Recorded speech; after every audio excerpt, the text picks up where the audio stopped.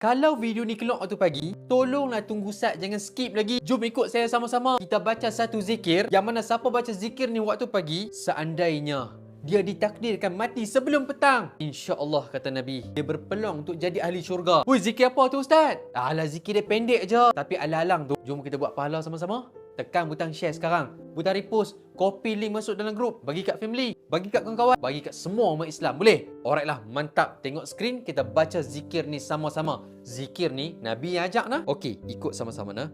Allahumma anta rabbi la ilaha illa anta khalaqtani wa ana abduka wa ana ala ahdika wa wa'dika mastata'tu. A'udzubika min syarri ma sana'tu. Abu'u laka bi ni'matika alayya wa abu'u bi dhanbi faghfirli fa innahu la yaghfiru dhunuba illa anta. Macam dapat tak? Kalau ada dapat, sebarkan video ni sebanyak yang mungkin. Semoga kita semua berpeluang untuk jadi ahli syurga. Amin ya rabbal alamin.